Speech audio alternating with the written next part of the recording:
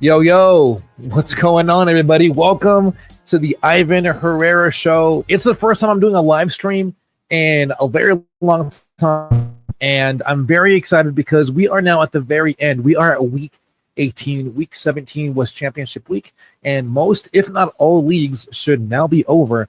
However, in this video, not only am I going to recap some of the things that we saw in week 17, I'm also going to go over some players that are going to be facing some very serious incentive opportunities in week 18. And if you play any kind of pick'ems, or if you do better, whatever platform you utilize to do your pick'ems, whether it's more or less for the options, this is going to be the video for you.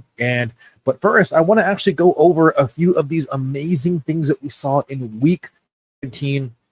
Now, I just have to first kick things off by saying that I am coming off a really good season. I'm 9 total leagues. I won 6 championships, 4 of them being in dynasty formats, the 2 others being in redraft. So in this video, we're going to obviously go over some of the players that helped me do that.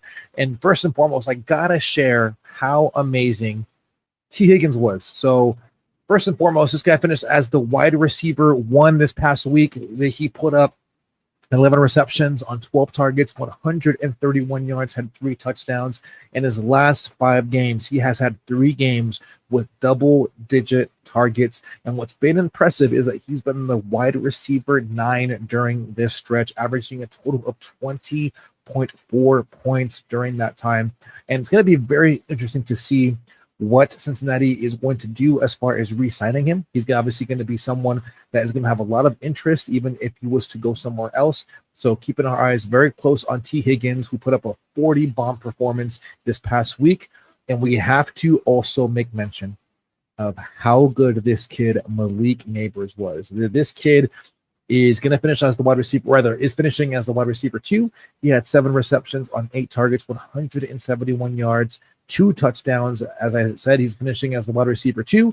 And since the week 12 bye that the Giants had, he has had 6 games where he has had the following target finishes: 9, 13, 10, 14, 14, and 8. I mean, his target share is absolutely wild. And it's also encouraging to see how well he's able to produce, because even with all that target share, he was able to finish as the wide receiver 8, averaging 19.5 points during that time. So it's truly amazing to see what Malik Neighbors is doing there for New York, and only gets you to think, imagine what that offense will look like if they can get a competent quarterback under center for Malik Neighbors. Okay, moving on. We also saw Marvin Mims. Yep, that's right. Marvin Mims from the Denver Broncos finished as the wide receiver 3, had 8 receptions, 8 targets, 103 yards, 2 touchdowns.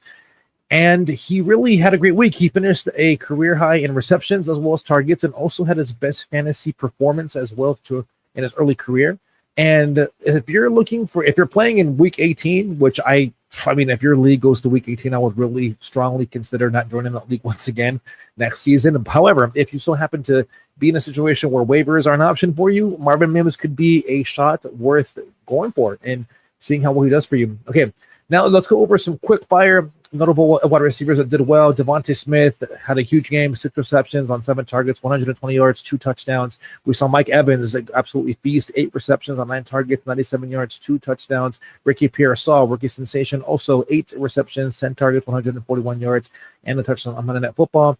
And Ladd McConkey, one of my favorite players too, especially during the fantasy playoffs. He saw 8 receptions, 10 targets, 94 yards, 2 touchdowns. And then Adam hooked on a Thielen, 5 receptions, 6 targets, 110 yards, and also 2 tutties to go along with that great production. And as we now pivot and go over to the running backs that did well as well, I mean, I'd be remiss to not mention Jonathan Taylor. In one of my leagues, I was struggling. And this is a redraft league, so let me be more specific. Redraft, half PPR, 12 team.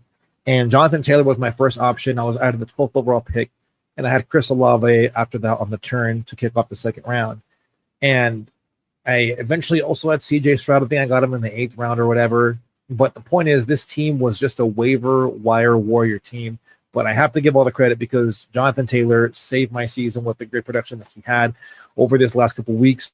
But let's kick off with how he did it in week 17. He had 32 carries for 125 yards, 2 touchdowns, Also saw 2 receptions on 4 targets for only 11 yards. But during the fantasy playoffs, these last 3 games, each of those matchups, he's had 100 rushing yards to go along with him also putting up having 5 touchdowns in a span of 2 games. So he's been absolutely phenomenal and someone that I'm very pleased with because I have him not only in Dynasty, but also saw him do successful for me in redraft.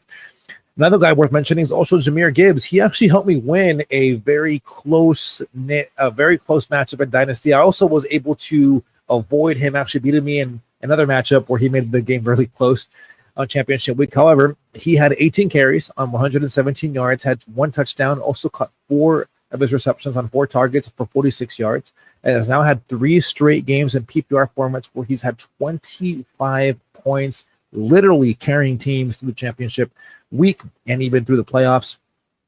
And it was really good to see Bijan Robinson do well. I mean, I know he's had kind of like a very quiet season for the most part. Saw 17 carries, 90 yards, 2 touchdowns, has now had back-to-back 20-plus performances.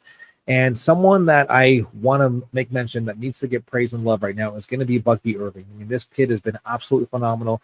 This past week saw 20 carries, 113 yards, also caught 4 of his receptions on 4 targets for 77 receiving yards. And week 6, when he started to come onto the scene, was first under the radar, then really jumped off the scene. He has been the running back 6 on a points per game basis with 17 points. But what's also intriguing is that his counterpart, Rachaad White, has also averaged in that same span 15.1 points. So this is going to be a backfield that I believe will belong to Bucky Irving.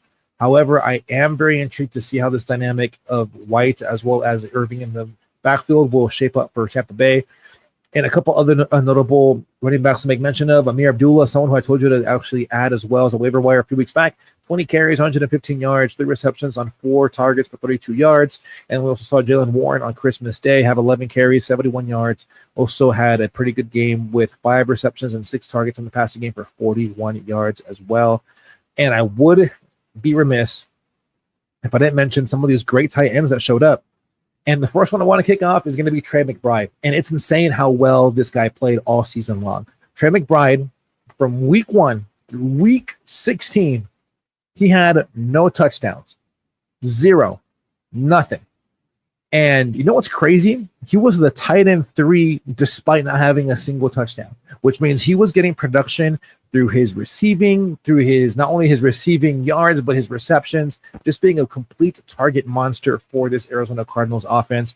This past week, he had his best performance by far. He had 12 receptions on 16 targets, 123 yards, and he had his first touchdown of the season, literally saving his best performance for the very last week, which was championship week. Another tight end that did really well was Zach Ertz, winding the clock back for the Commanders. Had 6 receptions on 7 targets for 72 yards and 2 touchdowns, including the game-winning touchdown for the Washington Commanders. He is now had 2 back-to-back games. I'm sorry, after having 2 back-to-back duds, he's now had a 20-plus performance to go along with that. And it's really encouraging. I mean, me as a Philadelphia Eagles fan, to see him do well there with Washington. Big ups to Zach Ertz there, who had a good week 17. And then Travis Kelce with the vintage performance, had 8 receptions on 11 targets, 89 yards, and a touchdown. Had his best game in fantasy since week 10. And split a ball and everything. We had some quarterbacks really do some really good stuff.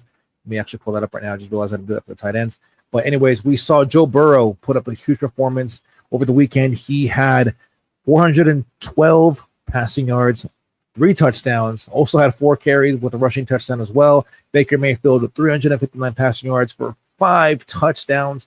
Drew Lock, not someone that I would have expected to do well, considering that I was pulling for the Indianapolis Colts defense to really show out in week 17. But Drew Lock threw for 309 yards, 4 touchdowns, also had a rushing touchdown that ended up being the game winner. And then Jaden Daniels putting it all together, had 277 yards on 3 touchdowns, 16 carries, 127 rushing yards on the ground. So truly a great dual performance from Jaden Daniels. So that is your week 17 recap.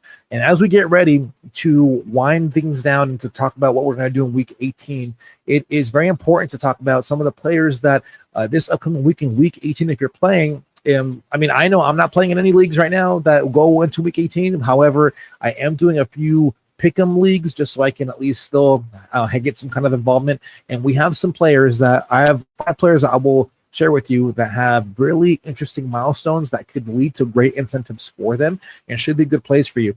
And the first one is going to be Mike Evans. Mike Evans is only 85 yards away from getting to 1,000 receiving yards, which would be his 11th straight, adding to his great resume. And he's actually going to be facing the New Orleans Saints, who actually are the 5th most receiving yards to opposing wide receivers. So Mike Evans, for me, will easily hit that. And what makes this pick even more interesting is that his teammate, Baker Mayfield, also has some pretty important incentives coming up in Week 18. And what's crazy is that he gets a $500,000 bonus for finishing top 5 in the following categories. And not only am I going to list the categories, but I'll also list where he currently ranks among those categories.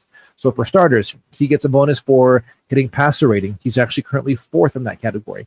He gets a bonus for being top 5 in completion percentage. He's currently 2nd in that category.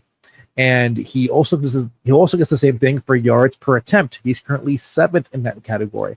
And then he also does the same thing for the following 2, passing touchdowns and passing yards, where he is 2nd and 3rd in those respective categories. So I believe that Baker as well as Mike Evans are an easy over for both of these categories. And I believe that for this upcoming week in Week 18, they are easily buy options, and I expect them to do really well and get those marks. Now, the next one is going to be Courtland Sutton, as you can see on the thumbnail. He needs, actually, it's kind of a weird number. He needs 1,065 receiving yards to get a $500,000 incentive bonus, and he's not too far off. He's actually really, really close, and I believe that with the matchup versus Kansas City, Denver is in a position where they need to win to get in, and Kansas City also is benching most of their starters. I mean, they already clinched the first seed there in the AFC, so they have really no skin in the game to play anyone of relevance on their defense or even on their offense as well. And Courtland Sutton, for me, should be able to easily get that mark and be someone that will do really well for you, especially if you go for the pick'em option of going on the over for receiving yards for Courtland Sutton. Now, we already went over Zach Ertz a little bit here in the recap. However, I want to actually specify that he just actually hit a threshold where he's actually going to already get incentives for what he did this past week. His contract actually has him getting an incentive if he was to hit 60 catches, which he did last week, eclipse 600 yards receiving, which he did as well. And he also was able to get to 6 touchdowns with the 2 that he had this past Sunday, which actually now got him a pretty good amount. However, he can get an additional incentive this week if he hits 70 receptions, 700 yards, and 8 touchdowns. Now, the 70 receptions seems a little bit doable. I think he's currently at 62, so he's not too far off. And he is near 100 when it comes to the receiving yards. So both are a little bit of a stretch. Same thing goes for the touchdowns, but you never know. They may just force feed them to help them get to that mark. So for me, Zach Ertz is an intriguing option to have there as a pick'em for your picks this week. Another one, and the last one I'm going to be sharing with you, is going to be Tony Pollard from the Tennessee Titans. So he currently needs 83 rushing yards to get to 1,100 on the dot. And if he does that, he actually gets a bonus of $250,000. And he also needs 2 more touchdowns to get an additional $200,000 as well to his incentive bonuses. And he's going to be facing the New Orleans Saints. And this defense actually currently ranks 22nd in defense efficiency against the running back position. And I think that Tony Pollard, even though this could be a very tough match, I mean, even though it could be a tough matchup, it could be a stretch because you still got Tajay Spears and how they're going to go about this running back room. Tony Pollard could be someone that you can utilize and actually expect to hit those numbers as well this week in Week 18. So with that said, guys, I hope you guys got value in this video. I am so grateful that we were able to do this stream. I know it was kind of last minute. However, if you are looking for more options and are looking for more opportunities to get involved, be sure to follow me on all social media platforms and do me a solid. If you got value on this video, hit the like button, hit the subscribe button. We are going to be having more content. We're now pivoting also to more of a, how do I explain this? We're going to be going into more dynasty format options, rather, as far as videos go. So I'll be actually going over more information on how you can better your rosters now that we're getting into dynasty. And I encourage you, as always, thank you so much. Be sure to hit the like button, subscribe, check out some of these other videos that I have here on the channel that will help you out with your fantasy rosters. Thank you so much for tuning in. and we will see you guys in the next one. Take care. God bless. Peace.